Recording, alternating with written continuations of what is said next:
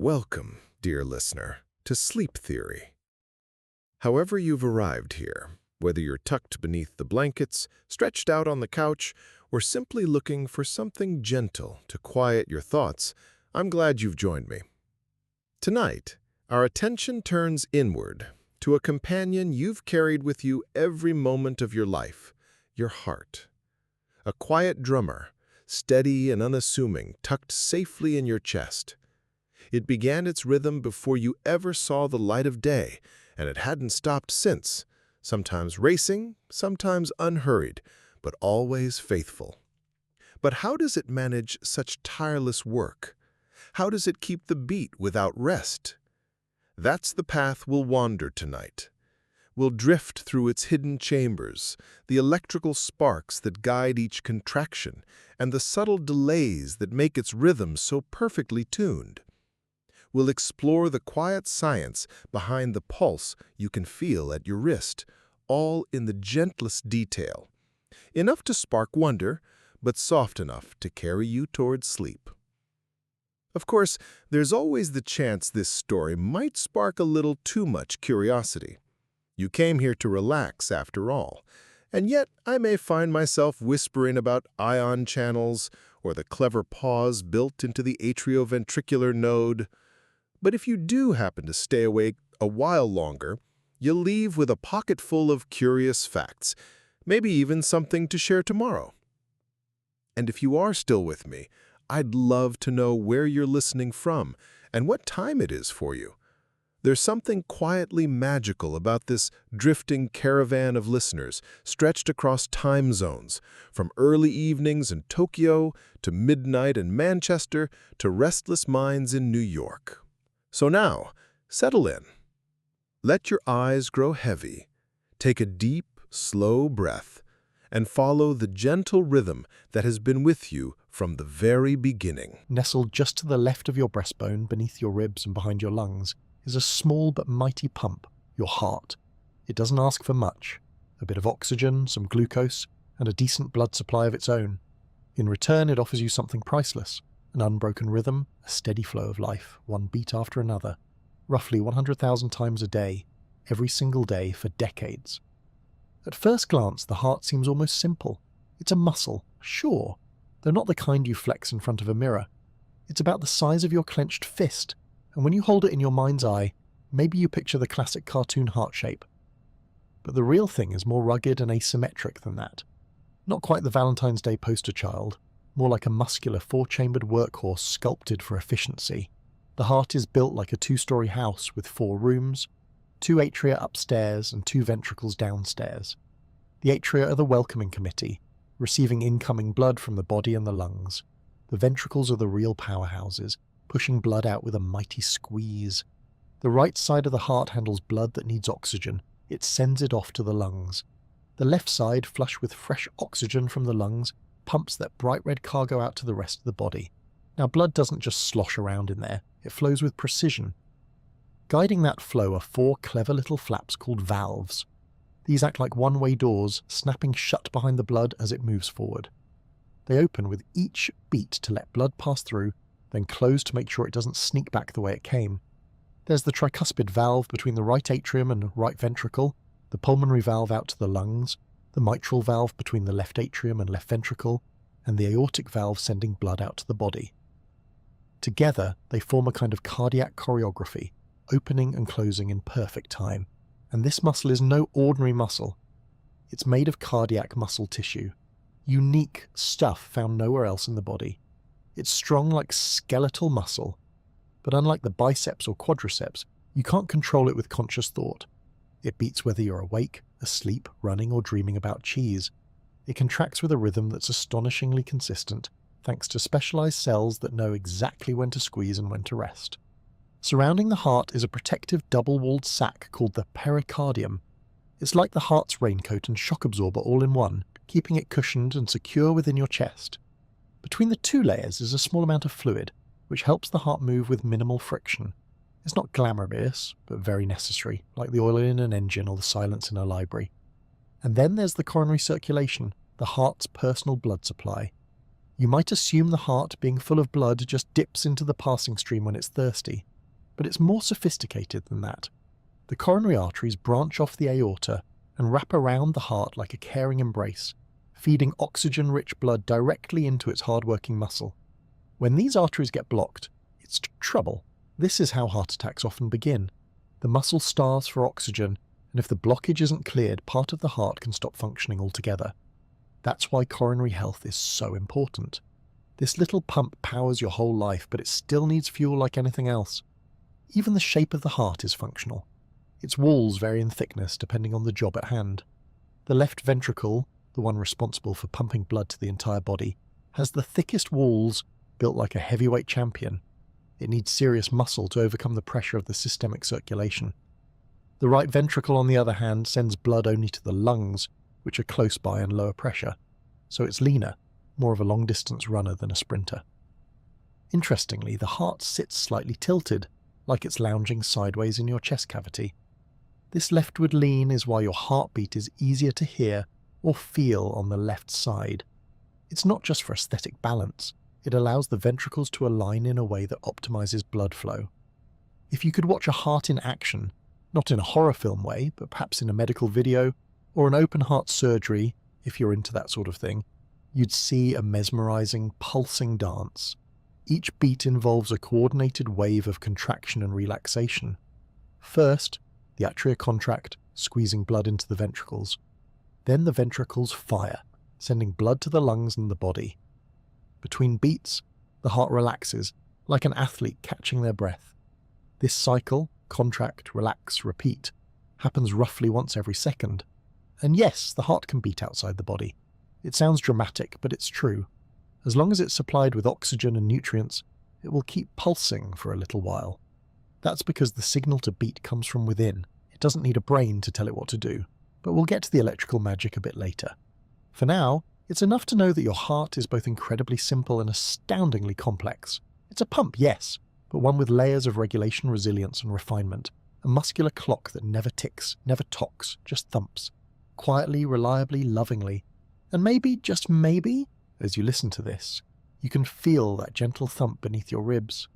A quiet reminder that you're here, that you're alive, and that something inside you has been working steadily, loyally since before you even had a name.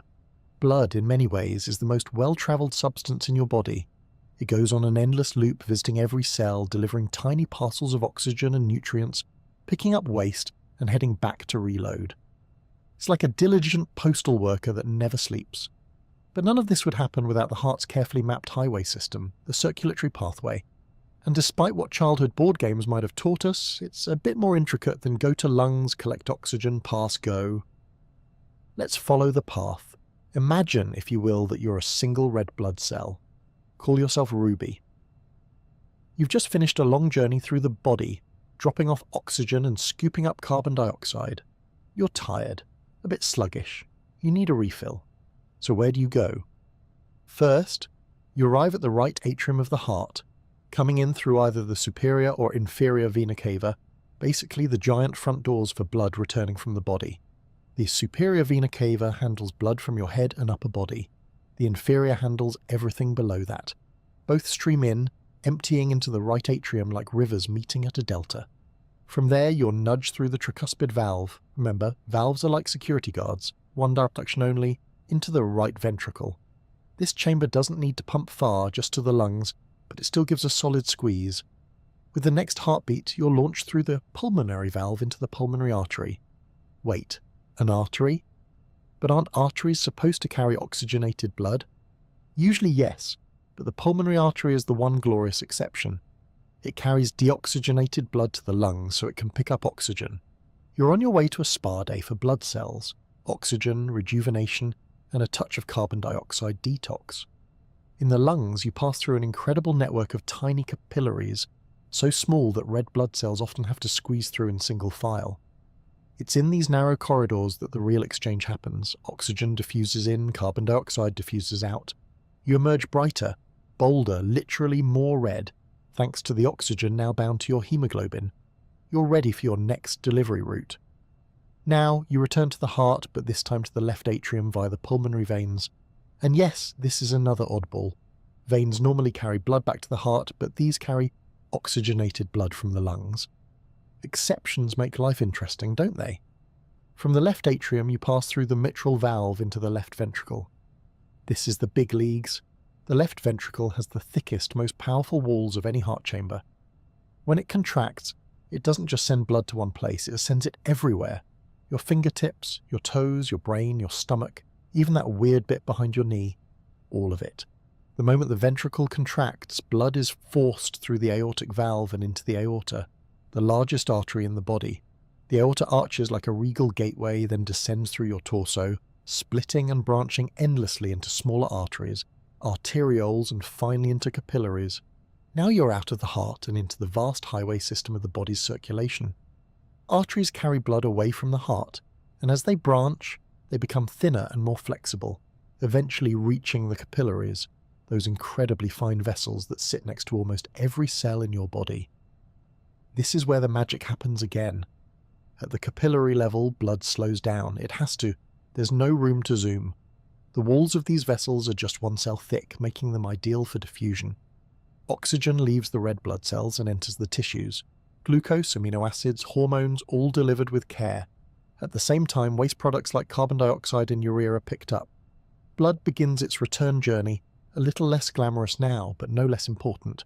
Veins are the return path, and they start small.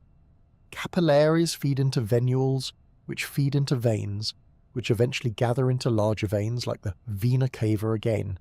And then, you're back in the right atrium. The cycle continues. No breaks, no complaints. It's worth noting that veins have their own set of challenges.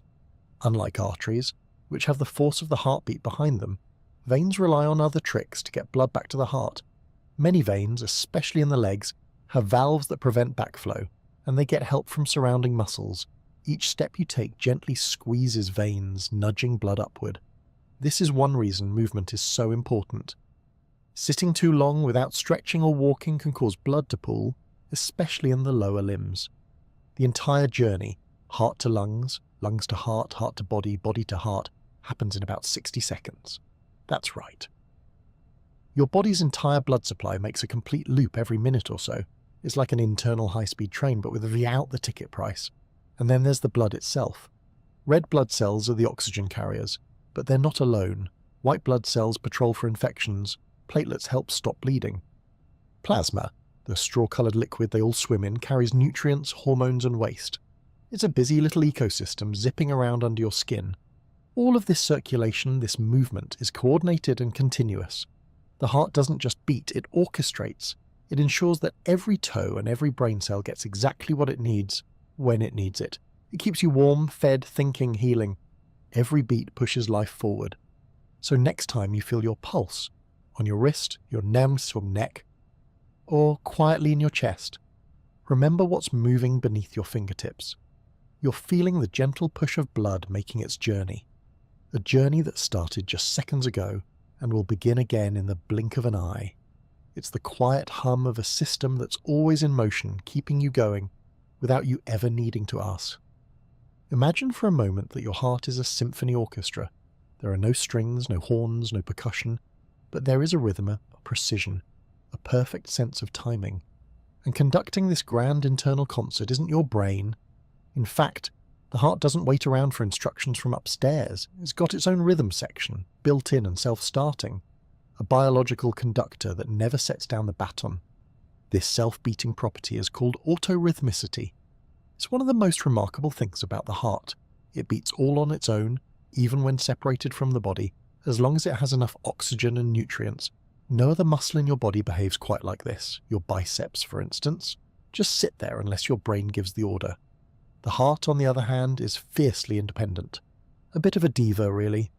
The maestro of this electrical performance is a small patch of specialized cells located in the right atrium, called the sinoatrial node, or SA node for short. It's often nicknamed the natural pacemaker, and with good reason.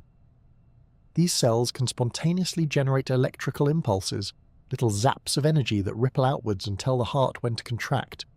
Think of the SA node as the spark that starts the fire. It initiates an electrical signal about 60 to 100 times per minute in a healthy adult. That signal spreads through the walls of the atria, causing them to contract and push blood into the ventricles. That's the first part of the beat, gentle, deliberate, like the drawing of a bow across a violin string. But it doesn't stop there. The signal then reaches another cluster of cells known as the atrioventricular node, or AV node. This is where things get clever. The AV node holds the signal for a fraction of a second, just long enough to let the ventricles fill with blood. It's like a well-timed pause in a piece of music, a breath between movements. Without this delay, the top and bottom chambers would squeeze at the same time, and the heart would become more of a flailing sponge than an effective pump. After the pause, the signal travels down a specialized pathway called the bundle of His, which, despite sounding like a Victorian mystery novel, is very much part of the heart. The signal then splits into two bundle branches, one for each ventricle, and continues down into the Purkinje fibers, which weave throughout the ventricular muscle like a fine electrical net. When the signal reaches these fibers, the ventricles contract with a mighty squeeze. That's the second part of the beat. Strong, firm, sending blood out of the heart and into the lungs or the rest of the body. It's a surge, a push, the cymbal crash of the cardiac orchestra. So where does this electricity come from? It's not lightning or magic, it's chemistry. Every heartbeat is powered by the movement of ions, tiny charged particles like sodium, Na+, potassium, K+, and calcium, Ca2+. These ions move across the membranes of heart cells in a carefully choreographed sequence, triggering depolarization and repolarization, essentially an electrical on and off switch. In a resting state, the inside of a heart cell is negatively charged compared to the outside. When the cell is triggered, positive ions rush in, flipping the charge and generating an action potential, a fancy term for an electrical signal. After the impulse fires, the ions are pumped back to their original positions, resetting the cell for the next beat. It's a bit like winding a watch after every tick. Calcium plays a particularly crucial role in this process. When it floods into the cell, it doesn't just help generate the signal, it also tells the muscle fibers to contract. Without calcium, the electrical signal would be little more than a spark with no fire. It's the ion that turns go into move. All of this happens in milliseconds, and it repeats over and over every second of your life. During exercise or stress, your brain can intervene via the autonomic nervous system, speeding up or slowing down the heart as needed. But the beat itself, that starts in the SA node every single time. Sometimes this natural system goes a bit off key. That's where arrhythmias come in, disturbances in the heart's electrical rhythm. These can range from harmless extra beats known as premature contractions to more serious conditions like atrial fibrillation, where the atria quiver instead of contracting properly, or ventricular tachycardia, where the ventricles fire so fast they don't have time to fill with blood. It's like a drummer going wild with no one else keeping time. In cases where the SA node isn't behaving, or the electrical pathways are damaged, doctors can step in with artificial pacemakers. These small devices are implanted under the skin and send regular electrical pulses to keep the heart beating properly. They are basically tiny, loyal assistants standing in for the natural conductor when needed. We can even record the electrical activity of the heart using an electrocardiogram, or ECG. You've probably seen one, even if just on a hospital drama. Wavy lines blipping across a screen, each peak and valley telling a story. When the atria contracted, when the ventricles followed, whether the signal was fast, slow, or skipping altogether. A well-read ECG is like reading music for the heart. It tells trained eyes exactly how the rhythm is playing out. So while the heart may look like just a pump, it's powered by an elegant, precise electrical system, a symphony of signals, ion dances, and molecular whispers that guide every beat. And even now, as you lie there, perhaps beginning to feel your breathing slow and your eyelids grow heavy, that little patch of cells in your right atrium is carrying on. Not loudly, not dramatically, just steadily, reliably, without complaint.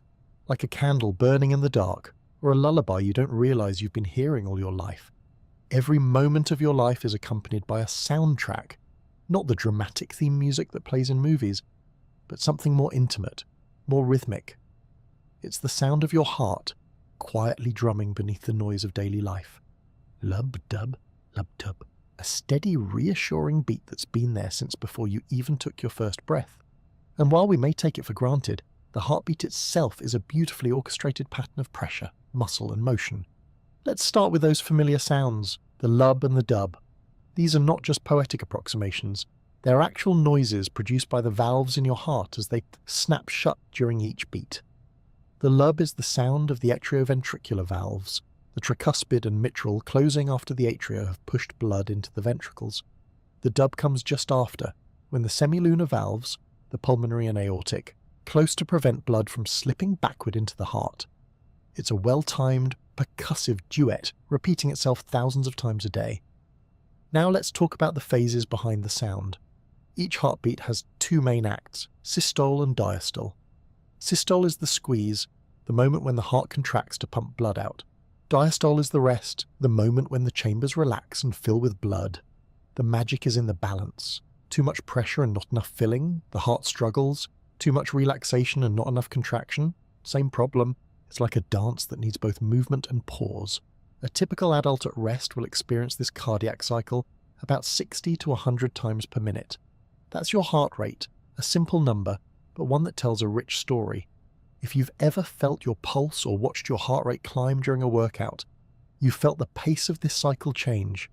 It's one of the body's most immediate responses to stress, excitement, fear, or joy.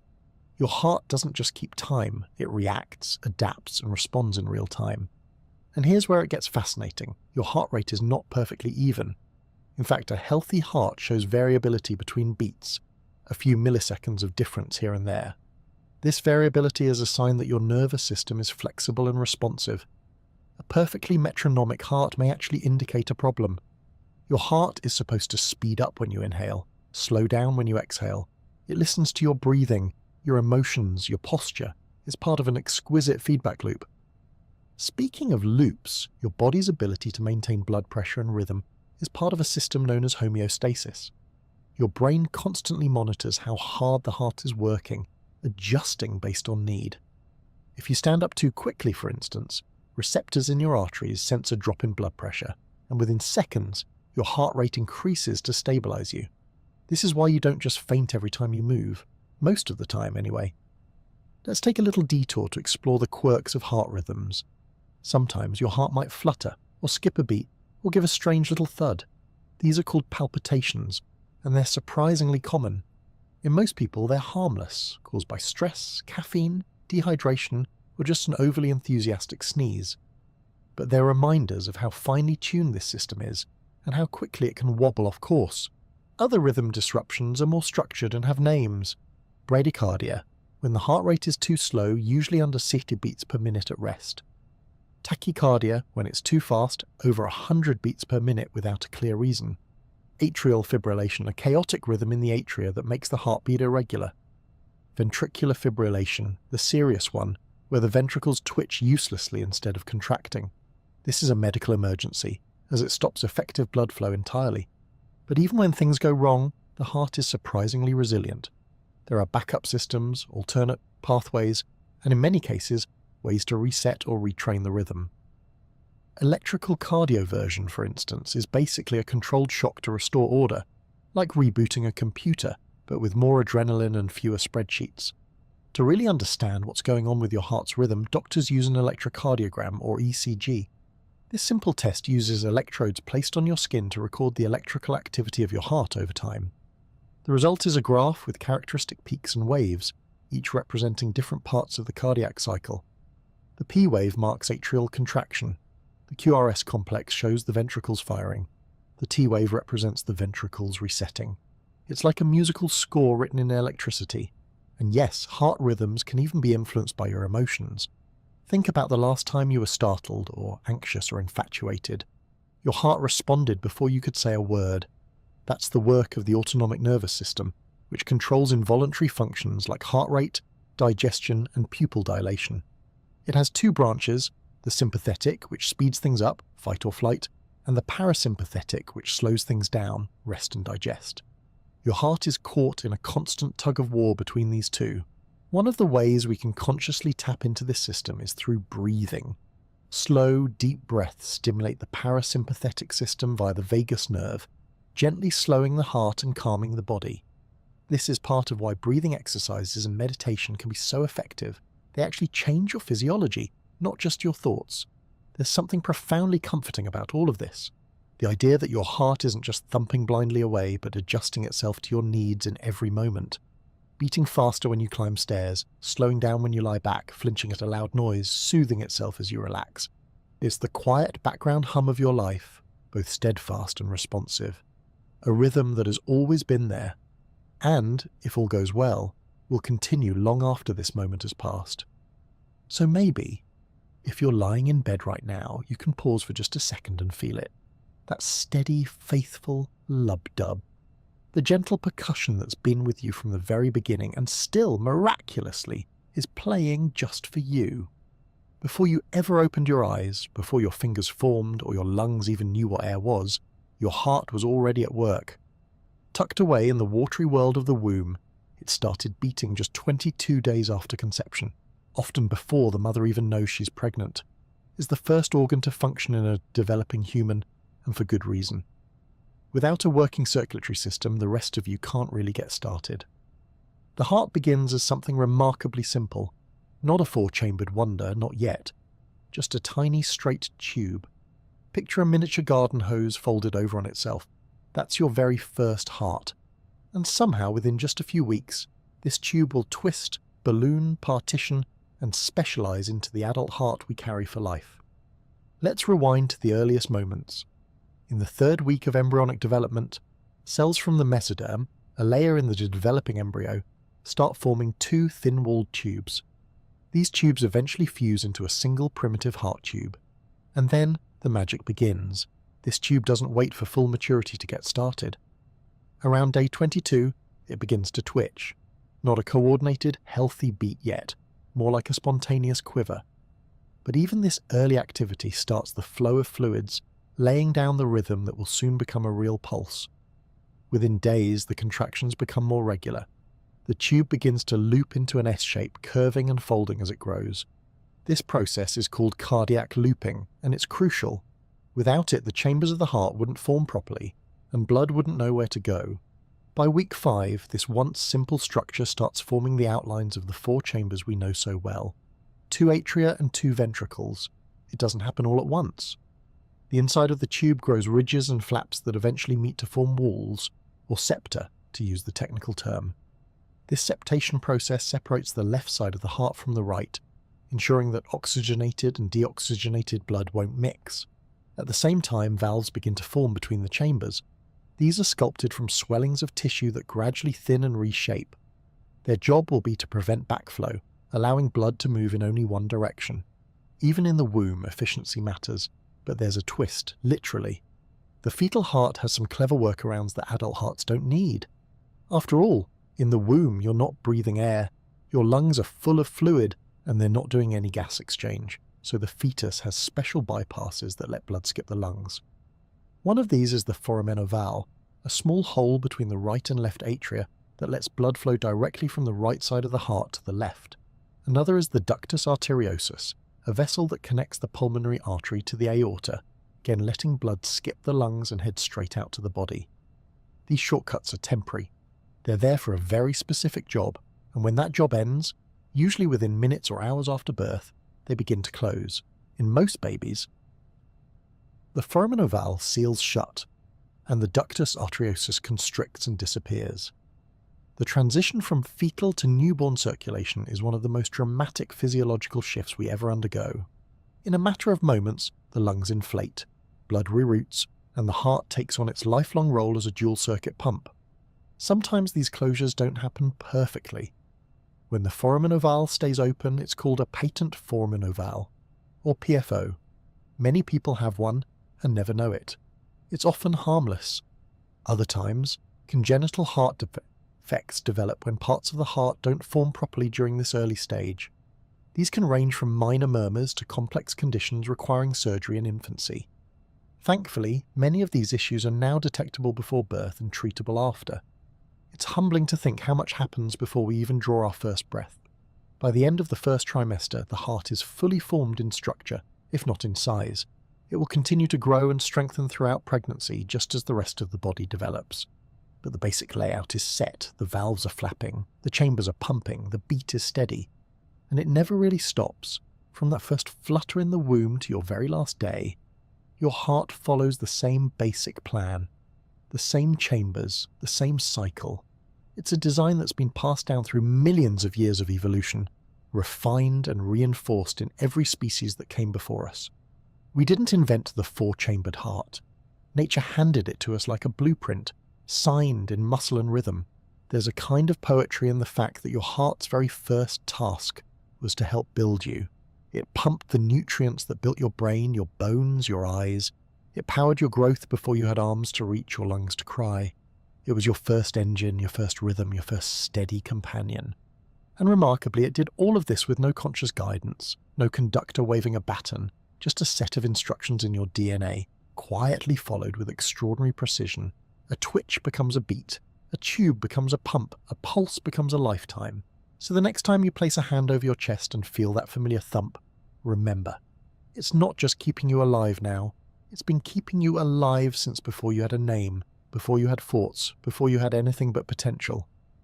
Your heart didn't wait for you to be ready. It started the moment it could, and it hasn't stopped since. Time leaves its fingerprints on everything, and the heart is no exception. Though it begins life with youthful bounce, rapid, resilient and uncomplaining, the heart does age.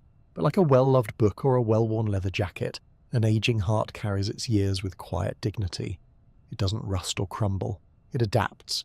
It adjusts. It gets a little creaky in places maybe, but it keeps going. Often long past what seems reasonable for a muscle that's been working non-stop since you were the size of a jelly bean. So what exactly happens as the heart grows older? First, let's talk about the muscle itself. Like all muscles, cardiac muscle can lose some of its elasticity and strength over time. The thick walls of the heart, especially the left ventricle, may become stiffer. This means the heart doesn't fill with blood quite as easily during diastole, the relaxation phase between beats. Imagine trying to inflate a balloon that's been left out in the cold. It still works, but you have to work a bit harder to get it going. Despite this, the heart often compensates beautifully. It might beat a little faster or push a little harder. It becomes craftier, using what it has more efficiently. Like an experienced hiker conserving energy on a steep climb, the heart learns the tricks of endurance. The valves, those clever flaps that direct blood through the chambers, also change with age. Over time, they can thicken or become stiffer, especially the aortic valve, the one that sends blood from the left ventricle into the aorta. This can lead to something called aortic stenosis, where the valve doesn't open as wide as it should, making the heart work harder to push blood through. It's a bit like trying to pump water through a garden hose with your thumb pressed over the end. More pressure is required. Calcium can deposit on the valve leaflets as we age, almost like little mineral freckles. In many people, this process is so gradual and mild that it doesn't cause any trouble, but in others, it can cause narrowing and even restrict blood flow. Fortunately, modern medicine has a whole toolbox of solutions, ranging from medications to valve replacements that can address these issues without skipping a beat. Literally. Next, there's the electrical system. As you may remember, the heartbeat is triggered by the electrical signals generated by the sinoatrial, SA node, and conducted through the heart in a precise sequence. With age, these signals can slow or become erratic. The SA node itself may fire less frequently, and the conduction pathways can become a bit, well, frayed. Like old wiring in a house, they might occasionally short-circuit or drop a signal. This can lead to arrhythmias, irregular heartbeats. Some, like atrial fibrillation, become more common with age. Others might cause the heart to beat more slowly than it should, a condition called bradycardia. When this happens, doctors might recommend a pacemaker, essentially a backup conductor to keep time when the natural rhythm gets a little off-beat. Blood vessels also age, and since they're tightly tied to the heart's function, changes here affect the whole system. Arteries, which carry oxygen-rich blood from the heart, tend to become less flexible with time. This stiffening, often worsened by the gradual buildup of plaque, contributes to hypertension or high blood pressure. The heart has to pump harder to move blood through these less pliable vessels, which adds to its workload. Think of it like riding a bicycle up a hill. When you're young, the hill's a gentle incline. With age, and with narrowed arteries, that hill gets steeper, even if you're travelling the same route. Yet even under pressure, the heart often holds steady. That's part of its brilliance. It's not a frail organ waiting to fail, it's a lifelong overachiever. and it benefits immensely from a healthy lifestyle even later in life.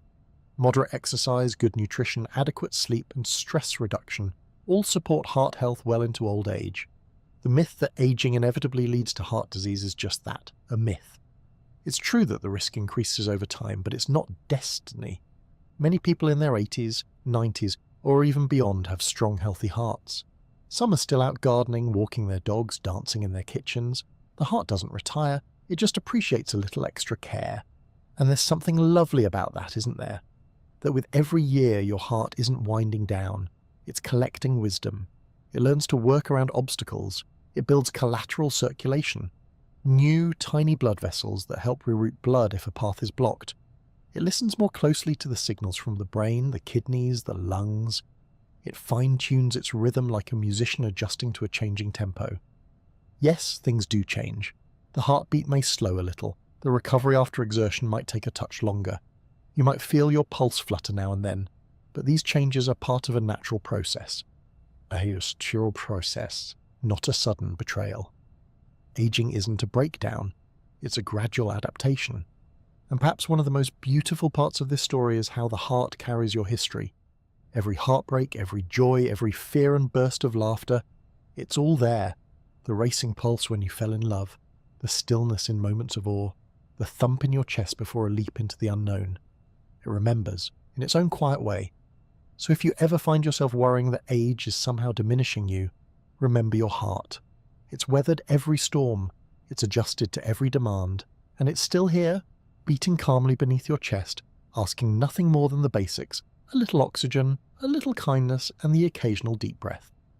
After all, it's not just your heart. It's your lifelong companion, your metronome, your partner in crime, your ever-faithful drummer. And as long as it's beating, there's still rhythm in your story. Despite its best efforts, the heart doesn't always have a perfect day. For all its loyalty and brilliance, it's still a biological machine. And like any machine, it can wear down, seize up, or start acting a little odd. Fortunately, the heart is also resilient, adaptable, and, for the most part, quite good at dropping hints when something's off. Let's gently explore some of the most common heart conditions, with clarity, compassion, and absolutely no alarm clocks. Let's start with one of the better-known events, the heart attack, also called a myocardial infarction. It sounds dramatic because, well, it is, but not always in the chest-clutching movie-star way. A heart attack happens when one of the coronary arteries, the vessels that supply the heart muscle with oxygen-rich blood, becomes blocked. Without oxygen, parts of the heart muscle begin to suffer and can even die if blood flow isn't restored quickly. The most common cause is a plaque rupture. Over time, fatty deposits called atherosclerotic plaques can build up in the artery walls. If one of these ruptures, a blood clot can form and completely block the flow of blood. It's a bit like a tree falling across a narrow road. Suddenly nothing gets through. Symptoms vary. The classic sign is chest pain, usually a heavy, squeezing sensation that may radiate to the left arm, jaw, or back. But heart attacks can also come with nausea, sweating, shortness of breath, or even a quiet sense of fatigue. Some are silent, especially in older adults or people with diabetes. That's why it's good to know your own body's usual rhythms, so when something feels off, you know to speak up. Then there's heart failure, which despite the name doesn't mean the heart has stopped working. Rather, it means the heart isn't pumping as effectively as it should. It's like a bicycle pump with a tired spring, still working, just not quite as forcefully. There are two main types. In systolic heart failure, the heart can't contract strongly enough to push out enough blood. In diastolic heart failure, the heart can't relax properly, which makes it difficult for the chambers to fill between beats. Either way, the result is a backup of fluid in the lungs, legs, or abdomen. Common symptoms include breathlessness, especially when lying flat, fatigue, swelling in the ankles, and waking up gasping for air. It's not pleasant, but it is treatable, and many people live long, active lives with it once properly managed. Another issue some hearts face is valve disease. Remember those delicate little flaps that guide the flow of blood between chambers and out of the heart? Sometimes they don't work quite right. They might not open fully, stenosis, or they might not close tightly, regurgitation or insufficiency. Either way, the heart has to work harder to move blood efficiently. Murmurs, those whooshing sounds sometimes picked up by stethoscopes, are often the first sign of a valve issue. Many murmurs are harmless, especially in children, but others can signal a problem that needs monitoring or intervention. Over time, poorly functioning valves can lead to enlargement of the heart chambers, fatigue, and breathlessness. Now let's revisit something we touched on earlier: arrhythmias, or abnormal heart rhythms. Your heart's internal electrical system is a marvel, but occasionally it misfires or falls out of sync. Some arrhythmias are harmless. A skipped beat here or there is nothing to lose sleep over, unless you're listening to this while trying to sleep, in which case, rest easy. But others can be more serious. Atrial fibrillation, or AFib, is a common condition where the atria beat rapidly and irregularly, making the rhythm unpredictable and inefficient. Blood may not flow properly out of the atria, which increases the risk of forming clots. That's why people with AFib often take blood thinners, to reduce the risk of stroke. Other arrhythmias include ventricular tachycardia, where the ventricles beat too quickly, and ventricular fibrillation, where the rhythm becomes so chaotic that the heart stops pumping blood altogether. The latter is a medical emergency requiring immediate attention, usually with a defibrillator, those shock-delivering devices you've seen in every medical drama ever aired. Then there are congenital heart defects, structural problems that people are born with. These can range from tiny holes between chambers, like atrial septal defects or ventricular septal defects, to more complex issues involving valves, vessels, or the heart's overall shape. Thanks to advances in prenatal screening and pediatric surgery, many of these conditions are now diagnosed early and corrected successfully. A child born with a heart defect today has far more options and a far brighter prognosis than ever before. But what causes all these issues in the first place? There's no single answer.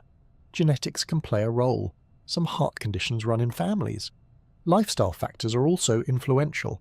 Smoking, high blood pressure, diabetes, high cholesterol, and a sedentary routine can all increase the risk of heart disease over time. But it's important to remember that these are not moral failings. They're conditions, and they can be managed, adjusted, improved, often and dramatically. In fact, one of the most empowering truths about heart health is that small changes make a big difference. A daily walk, a few more vegetables, a bit less salt, managing stress, getting good sleep, checking in with your doctor, all of these build up day by day, beat by beat. And even when things do go wrong, we've come a long way in how we respond. Medications, surgeries, devices, today's treatments are sophisticated, minimally invasive, and often life-extending. Many people with heart conditions live well into their 80s and 90s with the help of modern care. So if your heart has ever skipped a beat, metaphorically or otherwise, know this: it doesn't mean it's broken. It means it's alive, responsive, human, vulnerable, yes, but also strong in ways that numbers and scans can't always show. The heart is not a perfect machine. But then none of us are. It stumbles sometimes. It wears down, it calls for help, and that, in its own way, is part of its beauty. Because it also endures. It heals. It adapts. And sometimes, even after everything it's been through, it still finds the strength to love, to dance, to laugh, and to keep going, one gentle beat at a time. When the heart falters, we don't just cross our fingers and hope for the best. We fix it, patch it, reroute it, tune it up like a classic engine with a whole lot of miles and a whole lot more left to give. In this chapter, we'll wander through the world of modern medicine. Not the loud, dramatic version with beeping monitors and shouted orders, but the quietly remarkable tools and techniques we use every day to help hearts heal, strengthen, and carry on. Let's start with something small and mighty: the pacemaker. Despite sounding like something a track coach might carry, a pacemaker is a tiny device, often no bigger than a large coin, that sits just under the skin of the chest. It's connected to the heart with slender wires and sends tiny electrical impulses to keep the heart beating at a steady rhythm. This is especially helpful for people whose hearts are beating too slowly, bradycardia, or who experience long pauses between beats. Pacemakers are programmed to work only when needed. If your heart's doing just fine on its own, the device stays quiet. But if things slow down, the pacemaker jumps in with a quick pulse, like a helpful tap on the shoulder saying, time to beat again. For many people, this means more energy, better circulation, and fewer dizzy spells. And yes, you can still go through airport security just fine. Pacemakers are clever like that. Then there's the implantable cardioverter defibrillator, or ICD.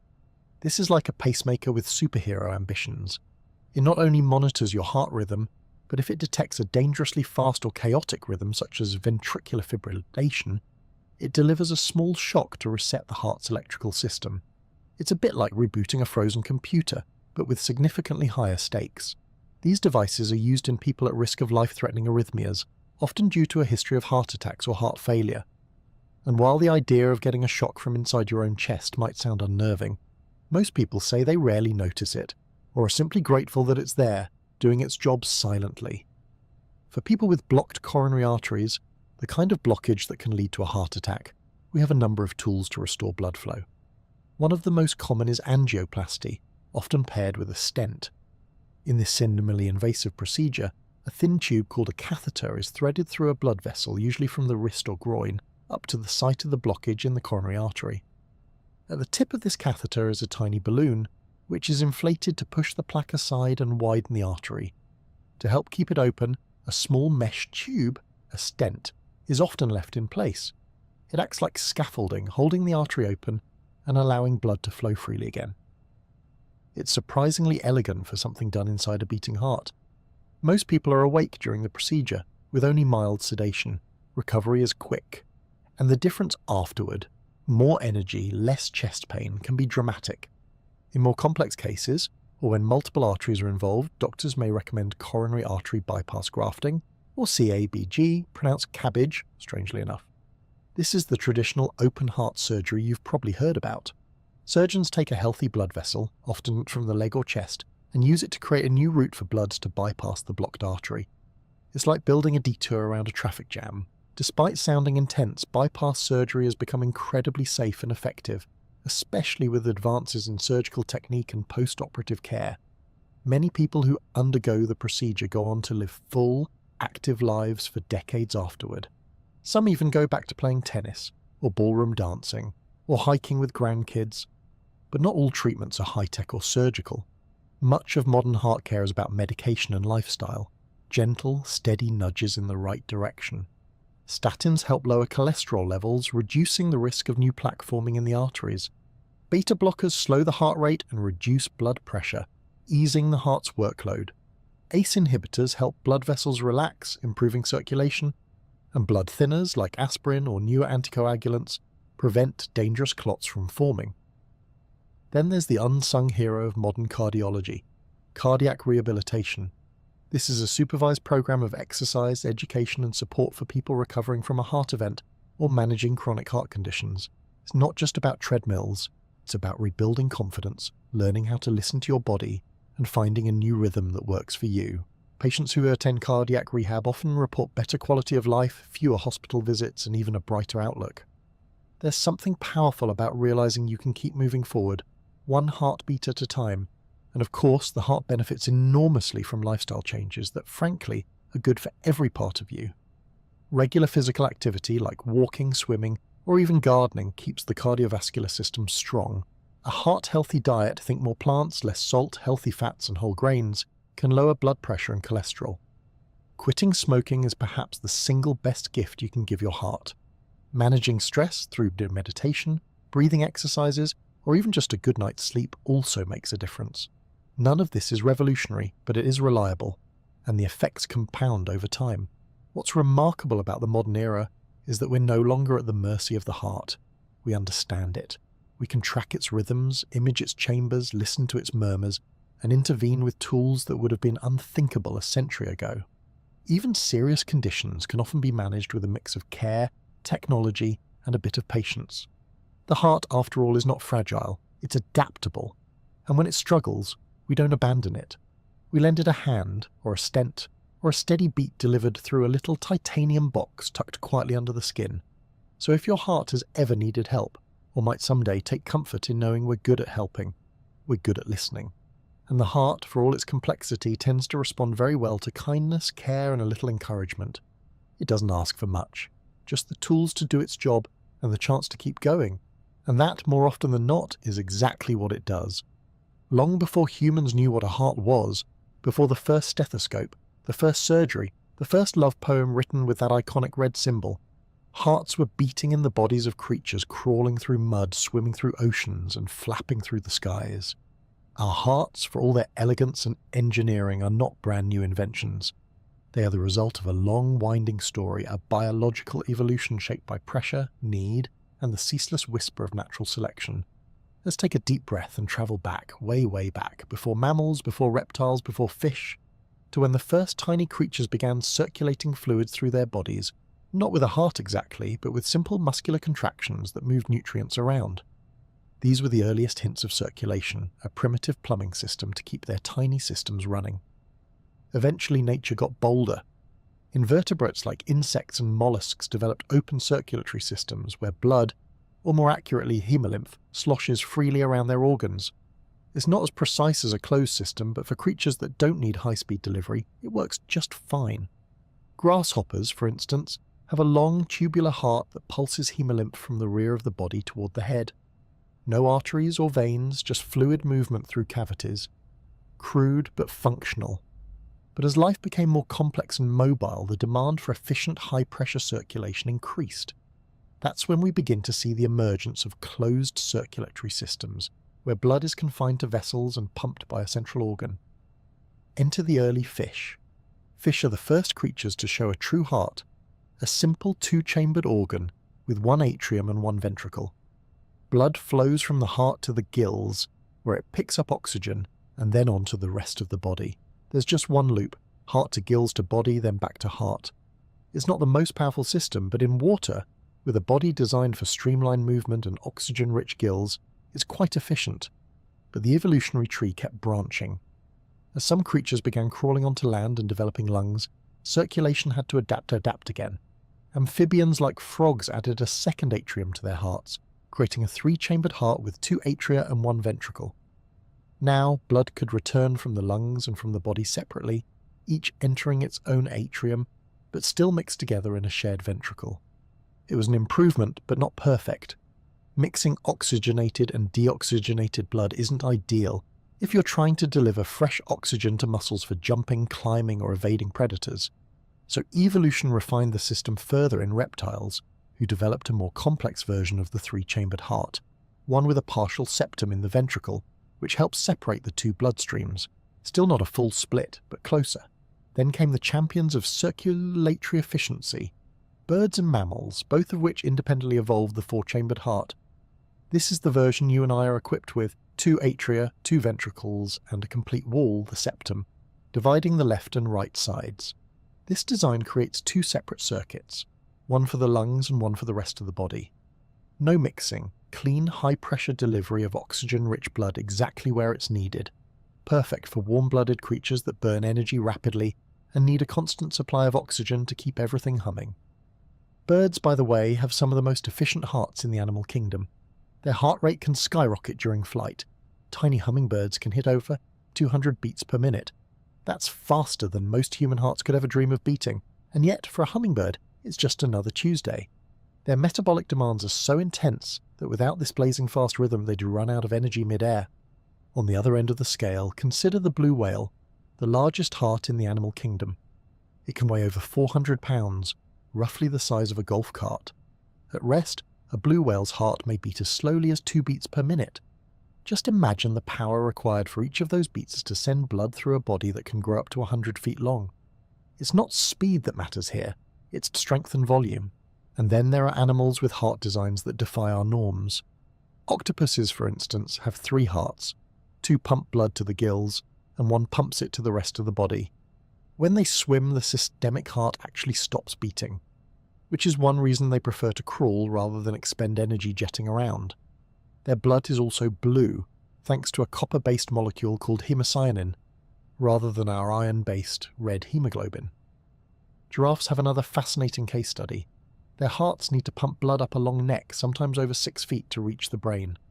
To accomplish this, they have incredibly high blood pressure and thick, muscular left ventricles. But when they bend down to drink water, that same pressure could cause damage, so they have special valves and tight skin around their legs to prevent too much blood from pooling. It's a whole architectural blueprint just to keep blood moving safely. So what does this all mean for us? It reminds us that the human heart, elegant, 4-chambered, rhythmic, isn't a standalone masterpiece. It's the product of millions of years of tiny adjustments, branching paths, and borrowed tricks from distant cousins in the evolutionary family tree. Our heart works because it was shaped by necessity, by adaptation, by trial and error over time. And though we might marvel at the precision of our own circulatory system, it's humbling to know that other creatures have found entirely different ways to solve the same problem. Some with 3 hearts, some with 2 chambers, some with none at all. Evolution doesn't aim for perfection, it aims for good enough to keep going. And yet, here you are, lying quietly, feeling your 4-chambered heart keeping its calm, persistent rhythm. A marvel of biology, yes, but also a survivor, an heirloom, a living fossil from a time when life was simpler, but the beat was already beginning. The heartbeat isn't just a measure of your moment, it's a whisper from your ancestors. From fish and frogs, from birds and beasts, it's a rhythm passed down through time, shaped by oceans, gravity and air, and tonight it's yours. Still beating, still evolving, still telling the story of life. Your heart may be a muscle, but it's no brute. It's more than a pump and far more than plumbing. It listens, it responds, it feels in its own way. For all its physical precision, the heart is also deeply entwined with your emotions. It doesn't just react to stress and joy, it dances with them, quietly echoing every flutter of fear, every sigh of relief, every unexpected burst of laughter. This final chapter belongs to that hidden partnership between heart and mind, biology and emotion, a conversation that never quite stops. Let's begin with a curious truth. Your heart has its own nervous system. About 40,000 neurons are woven throughout it, forming what some researchers call the heart brain. These cells can sense, feel, learn, and even remember to some extent. That may sound poetic, and it is, but it's also grounded in hard science. This system doesn't make decisions the way your brain does, but it communicates constantly with it, sharing status updates via the vagus nerve and other neural highways. The vagus nerve is a key player here. It runs from your brainstem down through your chest and into your abdomen, connecting to the heart, lungs, and digestive organs. When you're calm, this nerve helps slow your heart rate, reduce blood pressure, and keep your system in rest and repair mode. When you're stressed, the vagus steps back and your sympathetic nervous system takes over. That's the fight or flight branch, the one that prepares your body to run from tigers or public speaking engagements. In that state, your heart races, your breathing quickens, blood is diverted from your gut to your muscles. You're not in danger, but your body acts like you are. And the heart is right there in the center of it, pounding away like a war drum. This is why emotional stress can feel so physical. Anxiety tightens your chest. Grief weighs heavy over your heart. Love makes it flutter. A surprise can make it leap. The metaphors we use, heartache, heartfelt, broken-hearted, light-hearted, aren't just figures of speech. They're rooted in what we physically feel. You may have even heard of broken heart syndrome. It's a real condition, formerly known as stress cardiomyopathy or Takotsubo syndrome. Named after a Japanese octopus trap with a round bottom and narrow neck, because that's what the heart looks like during an episode, this condition can be triggered by sudden emotional stress, like the loss of a loved one. The symptoms mimic a heart attack, chest pain, shortness of breath, changes on an ECG. But it's not caused by blocked arteries. It's caused by a flood of stress hormones temporarily stunning the heart. Most people recover fully, but it's a powerful reminder what we feel emotionally can echo loudly in our physical body. On the flip side, positive emotions also shape your heartbeat. When you're relaxed, grateful, or content, your heart rate slows, and your heart rate variability, the gentle variation in time between beats, tends to increase. And this heart rate variability, HRV, is a fascinating metric. Higher HRV is generally a sign of resilience, good emotional regulation, and overall health. It means your heart can adjust moment by moment, like a skilled driver easing through curves instead of speeding over bumps. Mindfulness practices like meditation, slow breathing, and even focused gratitude have been shown to improve HRV. They calm the sympathetic nervous system, engage the vagus nerve, and bring the body back into a state of balance. The breath in particular is a powerful bridge between the conscious and unconscious systems. You can't will your heart to slow down with pure thought, but you can breathe slowly, and your heart will often follow. This is why practices like box breathing, inhaling for 4 counts, holding for 4, exhaling for 4, and holding again, can be so soothing. It's not just relaxing your mind, it's rebalancing your nervous system beat by beat. And yet the heart's connection to emotion goes beyond physiology. There's a deeply human layer to all of this. We place our hands over our hearts in moments of sincerity. We feel a rush to the chest when we're overwhelmed. We talk about feeling something in our hearts when we can't explain it any other way. In many cultures, the heart is seen as the seat of the soul, not the brain, not the lungs, the heart, the thing that beats when we're born and stops when we die, the thing that surges when we see someone we love, that stutters when we're scared, that aches when we've lost something we can't get back. Of course, science might say this is projection, that the brain is responsible for emotion and the heart is simply responding, but maybe that's not the point. Maybe the point is that it feels true, that the heart is always involved in our deepest experiences, whether we're laughing until we cry or sitting in silence with someone who understands us. The heart is there, not just pumping blood, but reflecting the moment. And perhaps that's why we care so much about its rhythm. Why a steady heartbeat is such a symbol of calm, of life, of hope. Because we don't just want to exist, we want to feel alive. And that feeling, more often than not, is accompanied by a little thump in the chest. So here you are, breathing gently, maybe lying down, maybe your eyelids are getting heavy, and within you your heart continues to beat. Not just because of cells and signals, ions and valves, but because it always has, because it knows how, because it's yours. It responds to your breath, it listens to your thoughts, it quietly records the rhythm of your life. And tonight, as you rest, maybe it's beating just a little slower, a little softer, a little steadier, as if to say, everything's all right, I've got you. Beat by beat, moment by moment, always. And so our journey through the heart comes to a close. A tireless rhythm hidden within you, faithfully carrying you through every moment of your life. If sleep has already found you, may it be deep and restful. And if you're still with me, thank you for sharing this quiet moment of curiosity.